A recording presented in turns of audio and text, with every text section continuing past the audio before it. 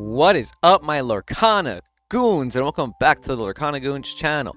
We're going to go over the best decks from this weekend, starting off with a 1K from Arizona from the J&J Gaming Factory. Huge shout out to AZ Aquaman on YouTube. You can find his channel as well. He does Lorcana content, and he made top 8 at this 1K with Amber Steel Mufasa. But before we get into this and all these other cool decks from this last week that have been doing really well in tournaments, I just want to say like, comment, and subscribe if you're a Lorcana Goon, because it does support the channel. So like I was saying, this Amber Steel deck is playing Mufasa, and that is the main strategy. As you can see, on turn 1 we have plenty of characters to play with Daisy and Cinderella, because we are still playing songs. I've said it before, I feel like Cinderella Ballroom Sensation is so good that you even need to play these songs in the starter deck, like 4 copies of Storm Rage on and 3 copies of Strength of a Raging Fire. We got Daisy Thug because she quests for 2, still a very oppressive card. 4 copies of Lilo the Escape Artist. Maybe you want to play 4 copies if you feel like there's a lot of Ruby in your local meta. We also have some heavy lore questers like Piglet, the ability to quest for 3 on turn 3 possibly. You can also play Sami on turn 2, which can quest for 2, very nice there.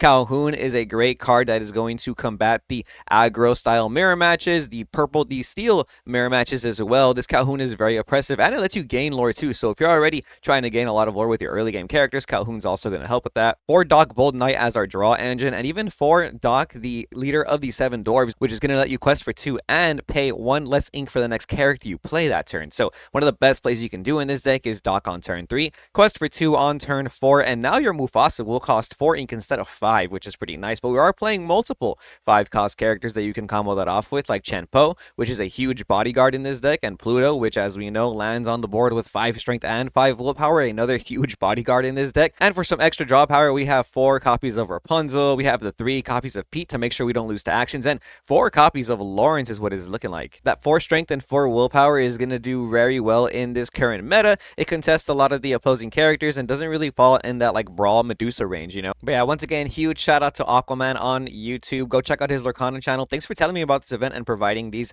lists. There's also another Amber Steel in this top 8. This was a Amber Steel song deck playing the Simba combination. We've kind of seen this floating around the meta lately, especially with the release of the new Simba legendary character that basically says at the end of your turn, if this character is exerted, you can ready all your other characters. So this combos off pretty well with cards like Sami, because you can put them both in the bag and make it so that your Sami does not take any damage. And it also combos off with some pretty good cards like Lilo the Escape Artist, because normally if you're gonna bring Lilo back from the discard pile by paying 2 ink, she's gonna come into play exerted, right? But if you have your Simba ready to go, you can go ahead and leave that Simba exerted so your Lilo can be ready. I'd say 2 lore quester that can potentially survive the turn. Biggest difference is we're playing the Robin Hood Goons package with the Shift Robin Hood so that we can sing Whole New World. Also 4 copies of Ariel so you can dig for Whole New World, 4 copies of Along Came Zeus, which I think is really good against Genie nowadays, and 2 copies of World's Greatest Criminal Mind, which is very strong against the opposing Plutos, the opposing Maui Sharks. Even something like an opposing Clarabelle if they're going that line, right? Next up in the top 8 of this event, we have an Amethyst Steel deck by Sir Lord. Shout out you for getting top 8 at this 1K tournament with Amethyst Steel Tinkerbell control. Tink control, that's kind of what I've been calling this deck. It's a really cool deck. I've seen some people use the Blue Fairy in a deck like this, though we're not seeing that in this package though, but you still have the ability to play Tinkerbell on turn 3.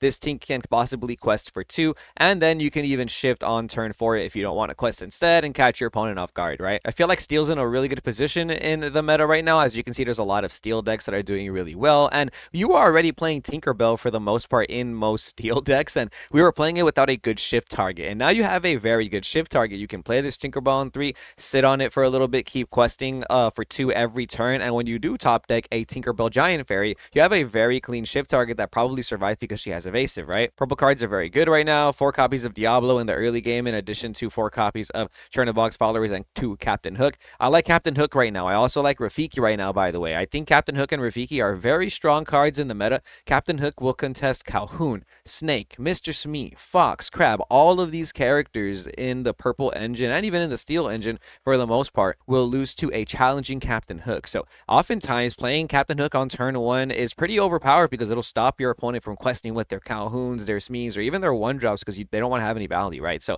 fellow Steel or even Amethyst players, Captain Hook and Rafiki feeling very strong right now in the meta. This list also playing 2 copies of Friends on the other side, 4 copies of Strength of a Raging Fire, 1 Smash, and 1 Baboom. So some little bit of extra removal alongside the Bell Accomplished Mystic, which we've been seeing a lot in a lot of Amethyst decks. Ruby Amethyst is playing it. I've seen a lot of Amethyst Steel decks play Bell Accomplished Mystic as well. You need to be able to know how to use this card sometimes, but being able to have a card that lets you heal your Genies, your Elsa, 5th Spirit in situations where you're dealing with opposing evasive characters is very strong. This card acts as a card that removes damage and deals damage, right? So it's almost a mix of both. And in first place, we have a red-blue deck list by DBack785. Shout out you for getting first place with Ruby Sapphire. We're familiar with Ruby Sapphire's game. You want to be able to open up a Popsicle on turn 1, or maybe a 1-drop item so that on turn 2 you can ink, preferably ink twice with something like Tipo or Sail the Azurite Sea.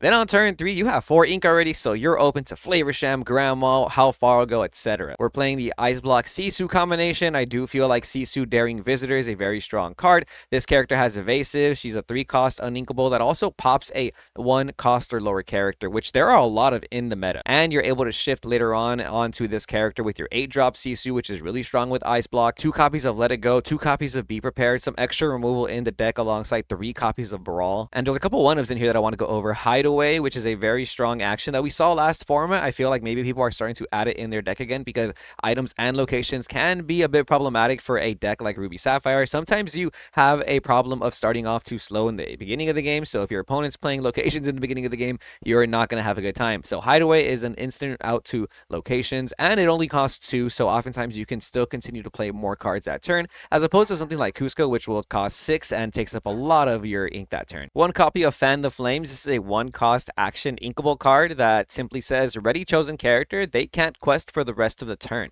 So this is pretty neat. I actually do like this card. What this will basically let you do is you can quest with a character, ready it, and then challenge with the character. Or if you have a character like Maui Shark, or something really hefty like maybe even a Tamatoa, you can challenge a character or location, use Fan the Flames, re-ready that same character, and then challenge again. So you can't quest twice with it, so obviously that would be overpowered. But what it does let you do is make a character challenge twice potentially, or even quest and then challenge, which is pretty cool. And in the sense of Maui Half Shark, challenging twice is very strong. Speaking of Maui Half Shark, the ability to have Maui Half Shark and Vitalosphere is just also very strong. Borderline broken, kind of hard to play around because you just have to anticipate it coming sometimes. Next up, we're going to go over the top 8 decks from the Collectible Exchange / Red Saber Games 5Ks tournament. Huge shout out to Rob and Collectible Exchange and everyone from Southern California for throwing such awesome events. We don't get too many big events in the West Coast over here, you know what I mean?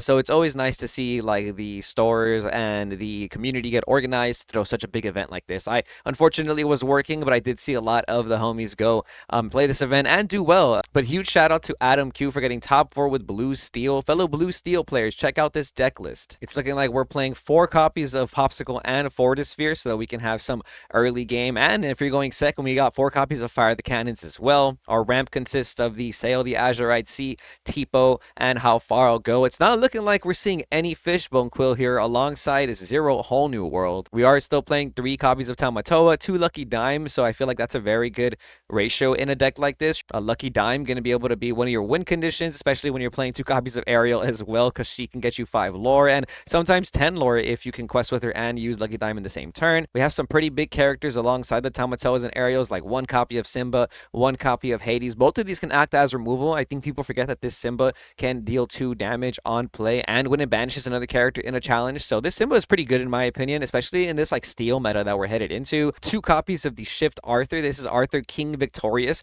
This card's pretty nice. I've seen people play this in Blue Steel since last format. It's a Shift 5 character, and it basically says when you play this character, you can choose a character to give it +2 resist, challenger +2, and it can attack readied characters. So pretty nice if you can play this on turn 7 and you have something ready like a Champo, or maybe even something like a Grandma, because it'll have challenger +2 and resist +2. That's a lot of damage. Or even Tinkerbell Giant Fairy would be probably the best curve you can do, because then you can attack a readied character and trigger the Tinkerbell ability. Love to see it. I really want to talk about this Robin Hood. This is a 6-drop character for Sapphire that says when you play this character, if your opponent has more cards than you get to draw a card, and it has evasive on your turn. This Robin Hood can quest for 2. He's a 4/4 stat line. He's a 6-cost inkable. So overall, it's a very balanced card. It's a super rare actually from the first set from chapter 1, and really what it's supposed to be doing in a deck like this is have outs to Genie. Genie is such a menace in the format. Decks that play Genie usually have hard outs to the 4 strength / 4 willpower stat line, because usually you need a Fox. You need a Fox to out this if you're playing a purple deck. If you're playing red purple, you need Fox for sure. You can't kill this with Medusa. You can't kill this with Brawl. If you're playing something like purple steel, you want to have maybe Zeus in your deck or Strength of a Raging Fire, or combinations of Fire the Cannons and Storm. But this character will stick on the board against a Genie, and I think that's what blue steel players really want right now. The early game can be so detrimental to your blue strategy, where you need to have outs to these evasive characters, especially when they're questing for 2 like Genie does. 2 copies of Beast so you can draw some extra cards, and 4 copies of McDuck Manor. Want to talk about McDuck Manor? One of the best lines you can do against another slow deck is turn 1 Popsicle, turn 2 Tipo, then turn 3 McDuck Manor. Or if you're playing against a Emerald deck, sometimes McDuck Manor ends up being the pressure you need for them to turn their Prince John sideways, or even cards that normally they wouldn't be committing to the board might come out of their hand because of that McDuck Manor. So this card can put you in the game against Emerald decks if they're going really fast in the early game, or it could also keep you in the game against the mirror match. In top 4 of this 70+ player tournament, we have Christian P playing Ruby Amethyst. I like this though because we are playing more copies of 1-drops. We have 4 Diablo, we have 4 Chernobog followers, 4 Broom, and 2 Diablo. So a total of 10 1-cost characters. We're only playing 3 Flynn Rider and 4 Madam Mim Snake. I can totally see this. Like, you really want Flynn Rider on turns 1, 2, maybe even 3 potentially. But after that, Flynn Rider does kind of become just a Goons character, right? There are some game states though where you can slap Flynn Rider after it Be Prepared and it is some pressure, but I can see why you might not want all 4 Flynn Rider. For a long time, I've been playing 3 Flynn Rider. Recently though, I have been playing 4 again because I think it is that good against the Emerald decks. Petting Zoo package, 4 Snake, 4 Fox, 4 Goat, 3 Rabbit alongside 4 Genie. Genie being a 4-cost staple is what it's looking like in a deck like this. It's uninkable. He can quest for 2, has evasive, and when you play him, you draw a card. We know what the Genie does. 1 copy of Bell Accomplished Mystic. We were talking about this in the other Amethyst decks, and it does very well in Ruby Amethyst as well. You oftentimes have a lot of lingering damage because your Genie and your Sisus all have 4 willpower, especially your Elsa too. Elsa has 5 willpower, so she'll probably survive a lot of challenges. Only 3 copies of Be Prepared, but because we are playing 2 copies of the Sisu Empowered Sibling, sometimes Emerald is your toughest matchup. Amber Steel can be your toughest matchup, so I totally understand why you want this Sisu character. Being able to have a board wipe that you can potentially play on turn 6 is very strong, especially when that Sisu can have more than 3, 4 strength or something. That's really hard to out against certain decks. That 4 willpower stat line, like we were talking about, means Sisu can possibly survive until turn 6. Then you can shift on to Sisu with your Empowered Sibling and pop every character on the opposing board with 2 strength or less. 3 copies of Lady Tremaine, no Medusa. 0 Medusa in this deck, just 3 copies of Tremaine, which if you didn't know, Tremaine is also a Floodborn character. She's a shift character. So one of the cool things you can do with Tremaine is on turn 10, you can play Tremaine for 6 and then shift Tremaine on top of that Tremaine for another 4 ink. That's 10 ink, and you can banish 2 characters your opponent has. And then if you really want to get fancy, the following turn you can play Snake or Fox, bounce your Tremaine, and you get both Tremaines back to your hand. Obviously you quest before you do that, right? But yeah, 3 Tremaine sounds broken. Love it. I personally think Medusa is still really good this format, but right now I'm on like 1 Medusa maybe. But I can totally see why you just rather have 3 Tremaine. It's an amazing card. 2 Maui and 3 Library. Some people not playing Library and Ruby Amethyst anymore. I think if you do play a location, it's going to be Library out of any location. I would rather play Library than Castle in this format right now. In top 4, representing Team Goons, by the way, we have Shane Downey with red blue. Huge shout out to Shane Downey. Awesome player. Love it. Love to call him a friend. Top 4 with the red blue, playing some spicy cards. The 1 copy of Hideaway, like we were talking about in the other deck we saw. 1 copy of Pirate's Life, which is something we've seen red blue players use in the last month or so, because it will kind of keep you in the game against a lot of aggro decks. Sometimes that 2 lore is all you need to take away from the opponent to make sure that you can take control of the game again back in your favor. I also want to go over this 1-cost Basil. This Basil is a 1-cost character, 2 strength, 1 willpower with support. So when you quest with this Basil, you can give another character 2 strength, which I think might actually be relevant if you have have something like Tipo on the board, Sisu, or even potentially that Flavor Sham, right? Your toughest matchup with red-blue is always going to be really aggressive decks that can kick off the early game and start questing for 2, like any Emerald decks or Emerald Purple, for example. Hyper Aggro yellow-purple decks are a menace, so sometimes having a 2-strength character is really all you need to just mitigate the damage you're taking in the early game, so that in the mid game you can possibly shift the Sisu, take control back of the tempo, use Hideaway on a location, use Pirate's Life by singing the Sisu to make sure your opponent doesn't get to 20. Because at some point in the game, red-blue has the ability to stop your opponent from just gaining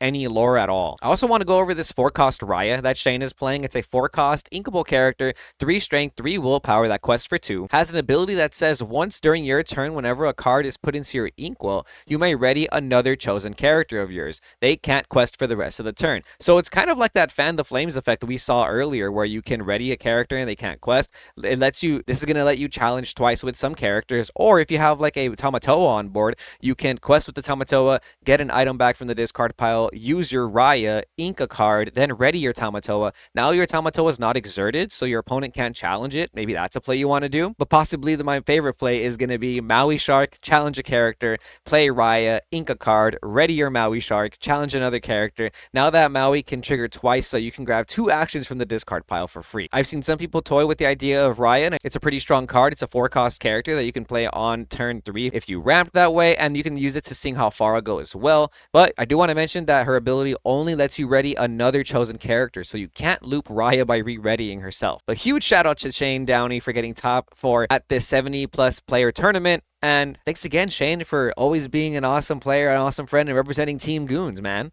Also, he called the deck Yarhar Fiddle de Dee. I don't get it. Next up in top 4, we have an Amber Steel Song deck by Ethan P. Shout out you for getting top 4 at the Red Saber Games tournament. Amber Steel Song, this one looking pretty similar to some of the other lists we were seeing earlier as well with Ariel, but we are playing 4 copies of Gaston in this list. Gaston's a Singer 5. That's all he does. He's a 3 strength, 3 willpower character that is inkable, so it has a very good stat as a 3/3/3. And being a Singer 5 means that you're going to have a much higher chance of resolving your whole new world, your Along Came Zeus, or even Storm or Strength, depending on the situation. Sometimes all you need is a Singer 5 to stick on the board so that you can resolve your whole new world, and then you're back in the game. You're in control of the steering wheel after that, buddy. A lot of 1-drops in this deck, 4 copies of Cinderella, Daisy, Robin Hood, Goons, so that we can shift and sing Whole New World. Smee and Ursula for some good 2-drops. This Ursula Vanessa will let you sing Zeus really early on, which is going to be the best out for an opposing Genie, a Sisu even, and 1 copy of Prince Naveen, just in case you need to be able to play that Whole New World on turn 4 straight from your hand. And here's that Pluto again. He's a 4-cost character that has 5 strength when he enters play, so that's going to contest an opposing Maui, which is really good, and that's the reason why I think a lot of people are kind of shifting to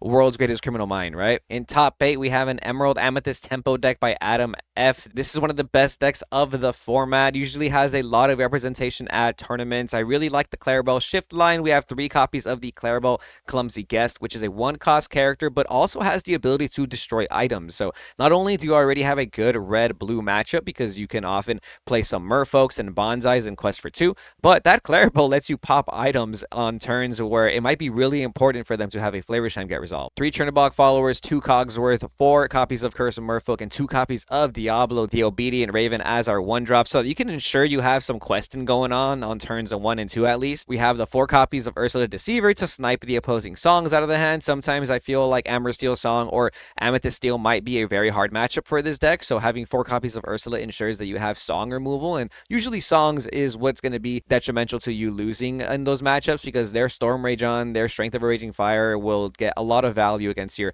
weaker characters with low willpower like Bonsai or something, right? 1 copy of Gazelle. This Shakira card will give your character evasive until the next turn, which is very strong. So it has 2 abilities basically. You can give a character evasive, something maybe Madame M. Fox, so you can challenge an opposing Diablo or challenge an opposing Genie. Or maybe there's a world where you want your 2-quest character to survive like Clarabelle. Or maybe there's a world you want to quest with your 1-drop Clarabelle, ensure her survival, so you'll play Gazelle and then give that Clarabelle evasive so that on turn 5 you can shift into your 7-cost Clarabelle. 7-cost Clarabelle is very strong. This character will let you draw at the end of your turn until you and your opponent's hand size are equal. And in a deck where you're playing a lot of 1 and 2-cost characters, there's a world where you can repeatedly dump your hand onto the board, for lack of a better term, and just redraw your hand, right? I like how Clarabelle is the the only emerald card that costs more than 3. From 3 to 5 ink, all the cards are just purple, right? We have Elsa, Belle, the Accomplished Mystic, crabs, foxes. Love to see it. I personally like Rafiki in this deck right now, especially in the mirror match, because if you didn't know that, Rafiki has an ability where if you challenge a hyena, you take 0 damage. So you can clear this bonsai in the mirror match with Rafiki, and you can give that Rafiki evasive potentially with the Gazelle, which is pretty nice against Diablo, right? But huge shout out to Adam F for getting top 8 with green purple. In top 8, we have another red blue by Izzy B. Shout out Izzy. I do believe this is my friend Izzy, the one that I know. Very awesome of you to get top 8 at this tournament. I do believe he was in top cut of the Seattle DLC, or was it the Vegas DLC? This red blue deck looks kind of similar to Shane's. I think one of the big differences is that they are playing one copy of Great Stone Dragon. No Fishbone Quill in this deck, by the way, anymore. So that's the reason why Fishbone Quill is just not really expensive anymore. But one copy of Great Stone Dragon, which is a card that says this item enters play exerted. It costs 3 ink, it's inkable, and then once per turn you can exert the item and put a character from your discard into the inkwell exerted. It's a pretty nice way to ramp, and in the red mirror matches, oftentimes they're constantly using cards like Brawl, Madame Medusa, be prepared to destroy your characters, which basically means every time they do that, you get to ramp next turn. And it wouldn't be a Southern California tournament without an Emerald Steel player making top 8. Huge shout out to Carlos L. I think this is Carlos Lara. Carlos Lara, if this is you, huge shout out to Carlos Lara, fellow Lorcana Goon homie. You know, we are playing from the LA area. Green Steel, very relevant in the format. I know if this is the Carlos I'm thinking of, I know you're a Green Steel player, a Green Steel enjoyer. And if you're playing Green Steel, just know I personally still think this is one of the best decks of the format. I think this deck is crazy good. The ability to shift Diablo, move it to the Cove, I still think is very scary. Obviously, there's so many more outs in the meta now to these cards. We have Genie, the Wish Fulfilled, which is going to contest Diablo naturally. And being able to use Elsa on curve will help out with those situations. But oftentimes, they just don't have those cards, right? Being able to play Diablo on turn 1 to look at the opponent's hand is still very powerful because you can play around their entire hand if you know how to. 3 copies of Morph because we're playing some shift characters like Beast Tragic Hero, Tinkerbell Giant Fairy, and the Shift Diablo. 1 copy of Anna Diplomatic Queen, 3 copies of the Ursula Deceiver, not 4, and 1 copy of Gogo Tamago, which I think is a very strong card in Emerald right now, especially because you can deal extra damage in a deck like this with Storm Rage on, Strength of a Raging Fire, and then potentially gain a lot of lore with the Gogo. And I think with Ruby M winning the European Continentals, I think a lot of Emerald Steel players might be in a comfortable position if people are picking up that deck, right? Because sometimes like multiple Prince John is just GG. Next up, we have the second place list from the Evolutions Trading Lorcana 1K. This was like a 20 plus player tournament, and it's a green purple deck that's looking kind of like the one we just went over, except we're not seeing the Clarabelle shift lines or the Ursula shift lines actually. If anything, this list looks a little bit more like the European Continentals list piloted by Lorcana deck lists. We're seeing the White Rose in this deck, which I think is a little bit better than some of the other 3 drops that you have available. This card will let you gain 1 lore when you play this character. Not as good as Merlin Goat, obviously, because you don't get the lore when you bounce it back to your hand, but there is a world where you can bounce White Rose back to your hand and just keep playing it till you get to 20, right? 1 copy of Peter Pan Shadow Finder, which is going to let you contest opposing Diablos or even maybe challenge a Genie Wish Fulfilled twice. There's also a world where you play Peter Pan on turn 3, Genie on turn 4, and now when your opponent plays a Genie, they really can't quest with their Genie because you have Peter Pan and Genie to contest it, right? Turn 5, you'd play an Elsa, which is a 3rd evasive character, so you have a lot of evasive characters in this deck, or maybe even on turn 5, you play Don Carnage instead. This 5 cost inkable character with 4 strength, 4 willpower that has evasive, look, a trend evasive, and he quests for 2. So that 4/4 stat line is very good. We saw that it was very good with Lawrence and cards like that, and I think it's very good with an evasive character as well. Evasive characters like Elsa tend to lose out to Brawl, Madame Medusa, but Don Carnage will not. 2 copies of Library to have some extra draw power because we're not playing any songs. We're only playing characters and 2 locations, so this is pretty good against an opposing Ursula Deceiver. They will never land an Ursula Deceiver on you. Maybe they'll use Bare Necessities and maybe they hit one of the 2 copies of Library in your hand or something, but for the most part, I do think that cards like that are going to resolve in your favor, right? All right, now we have a first place Blurple list from a Ludotrotto box tournament. This was a tournament that happened in Europe that had around 24 players, and first place was Blurple. Check this out, a Blurple deck winning a box tournament. Check this out, we have a Blurple deck playing Donald Duck, which is a 5-cost character that is almost like a big Detective Mickey. So it's the Donald Duck, the Flatfoot, right? When you play this character, you may put the top top card of your deck into the inkwell, face down and exerted. He's a 5 cost character, 3 strength, 4 willpower, and he quests for 2. So I think questing for 2 is very good. That's a very strong justification in my opinion to play this card. He's inkable too, so in the early game, you know, you could just ink it away if you don't need it. But one of the best curves might be Donald Duck on 5, Hades on turn 7. So it does let you get to 7 ink a turn earlier, and maybe even 2 turns earlier if on turn 2 you're playing Tipo, and then turn 4 you're going to be playing Donald Duck, so that by turn 5 you can maybe just play your Elsa because you are that much closer to having 8 ink. 4 copies of Snake, Fox, Crab, Goat, and Rabbit. Love to see that. 4 copies of Genie Wish Fulfilled. Looks like a very consistent deck in my opinion. 4 copies of the Elsa Fifth Spirit with 3 copies of Spirit of Winter. I think if you want to play a deck with Elsa, Blurple might be the way. Being able to freeze the opposing cards is actually a very strong effect. Who would have thought? And characters that quest for 3 are very strong. Who would have thought? I like the draw power in this deck. We're playing the Genies, the Rabbits, the 4 Friends, but we're also playing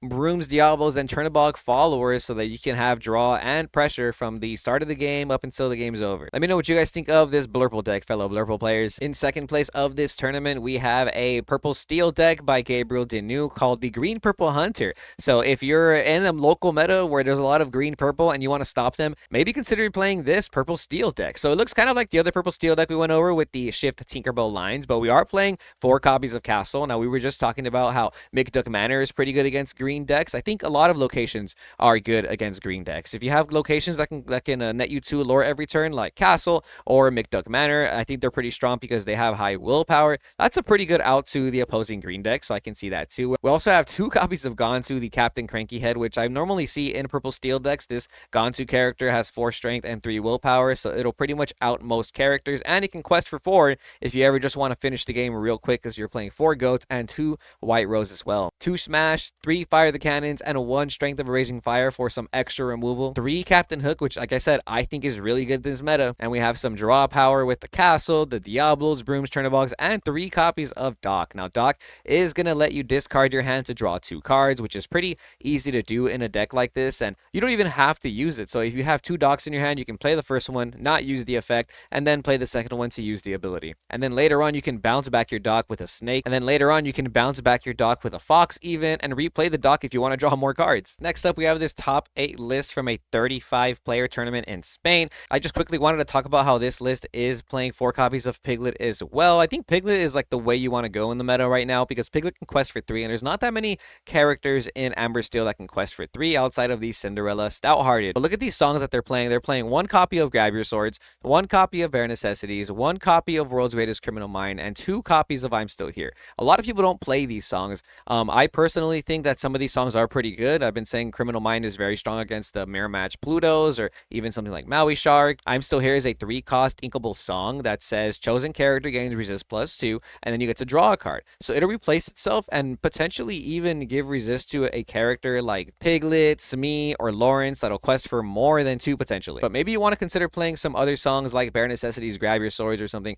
if you're playing Amber Steel right now. Charlie's Collectible Show had some big Lorcana tournaments this weekend. There was the huge Saturday 10K that we saw Brendan DeCandio take first place in, and they also had a Sunday tournament. It was a 2K Sunday tournament, and in top 8 we have a Blurple deck, another Blurple deck, my goons. Check this out, by C. Anderson. Shout out you for getting top 8 on the Sunday tournament with blue, purple. People really like this color combination. I think it's easy on the eyes. I like looking at these deck lists, and now I'm a little hyped to try this out myself. Look, another person playing Donald Duck, the flat foot right here. We were just saying this is a good card to maybe get you to that 7-8 ink without needing some shift characters, because maybe you want to play your Elsa Spirit of Winter as early as possible. 2 copies of Library, which I think is the best purple location right now. 1 copy of Let It Go, because I mean we have some Elsa characters. Why not play Let It Go, right? Bell Accomplished Mystic. 1 copy of Cogsworth. Only 1 copy of Cogsworth. I'm not sure why. Maybe steel is that prevalent at this area. I mean, steel is that prevalent in the meta, so I can totally see why you want to play Cogsworth, but maybe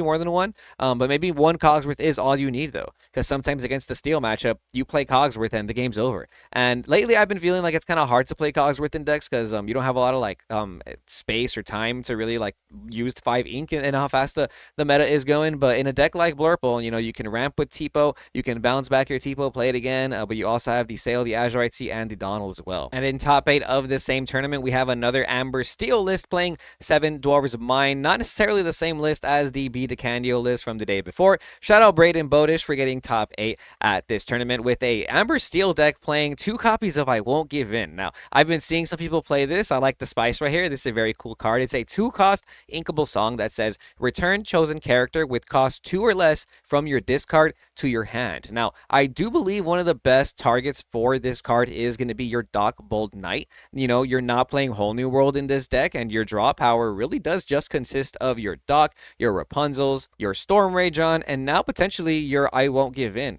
I Won't Give In could potentially serve as an extra copy of Doc, and what's really cool is sometimes you do draw multiple Doc in the same hand, so now if that happens, this I Won't Give In will be able to grab back another Doc from the discard pile if you had to discard it off the Doc ability. And it's a 2-cost song, so most of the characters in this deck can sing it with ease. Calhoun, Lilo, even Doc himself. Like I was just saying, the 4 copies of Piglet because he quests for 3, and then after that, maybe you want to follow up with John Silver, the cook over here. This John Silver, let him cook now. He has a 3-cost inkable stat line. He's a 3 strength, 3 willpower character that says when you play this character, chosen character can't challenge during the next turn. Sometimes that's all you need when you want to be an aggro deck when you're playing Amber Steel. Sometimes that is all you need. You just want to stop one character from challenging so that your Piglet can just quest one more time, and now that Piglet has generated 6 lore, right? But yeah, Amber Steel is a really cool deck. Sometimes it's aggro, sometimes you control the board instead because you have Storm Rajon, Strength, and Big Plutos, right? And 7 Dwarves Mine does both of those at the same time. It not only generates you passive lore every turn, but it deals damage if you move a character there.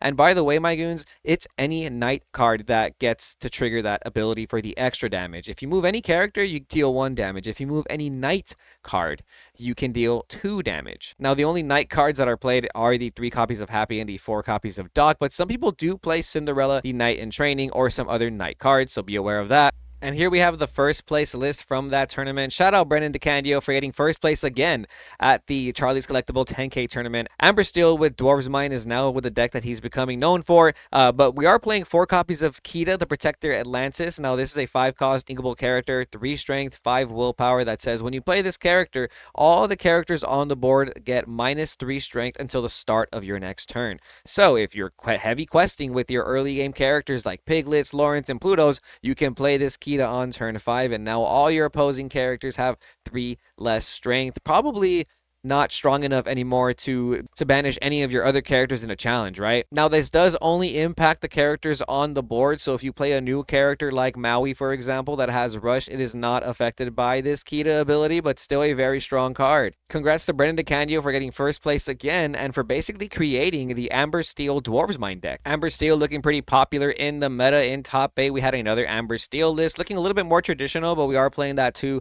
copy of Criminal Mind, 1 copy of Baloo, which is very strong. This is almost like a goat for the deck. It's a 3-cost uninkable, 0 strength, 3 willpower bodyguard that says when this character is banished, you gain 2 lore. So very strong. I personally think more Amber Steel decks should be playing Baloo, but that's just me. Hey, what I really want to talk about though is this Aerial Sonic Warrior. Aerial Sonic Warrior is a 6-cost inkable character, 3 strength, but with 8 willpower. That 8 willpower is a very strong body against steel mirror matches. It's a shift 4 character, so you can play this on top of your Aerial, the Spectacular Singer, the turn after. And anytime you play a song, you can pay 2 more ink to deal 3 damage to a chosen character. So it's like a smash ability. You do have to have extra ink to play it, so you can't do it the same turn you shift on turn 4, but the turn after that, you can potentially start dealing 3 extra damage across the board for every song you play if you have enough ink, which I think is pretty nice because you can just sing most of the songs anyways. In top 4, we have a red-purple deck by Kendall Burdett. Shout out Kendall Burdett for putting Ruby Amethyst on the map as always.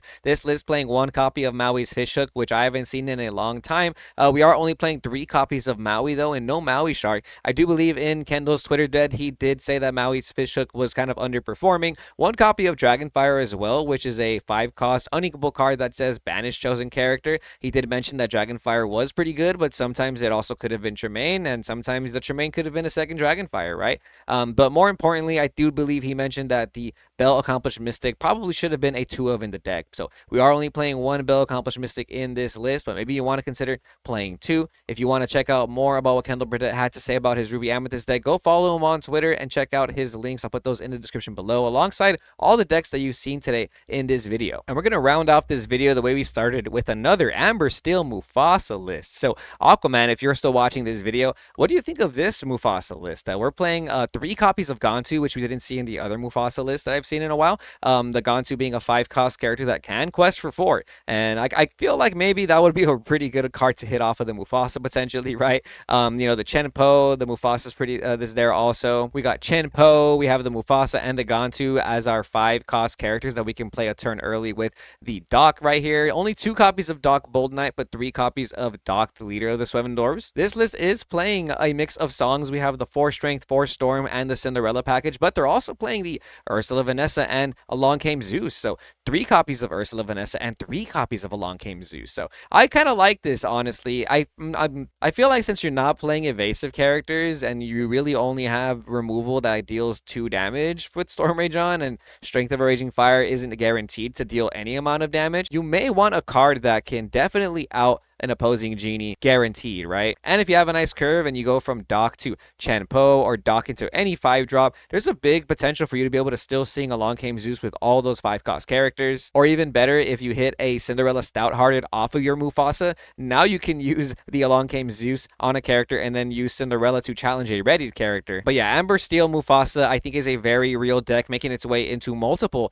top cuts of big tournaments this weekend. Let me know what you guys think of this deck and all the decks you've seen today. Huge shout out to inkdecks.com for providing these deck lists, and huge shout out to Aquaman for providing me the list from the J&J 1K tournament. Really appreciate you guys, my Lorcana Goons. Let me know what you think of all the decks you've seen today. We'll be here again next week to talk about more decks, but until then, stay tuned to Lorcana Goons, and we'll see you Goons next time.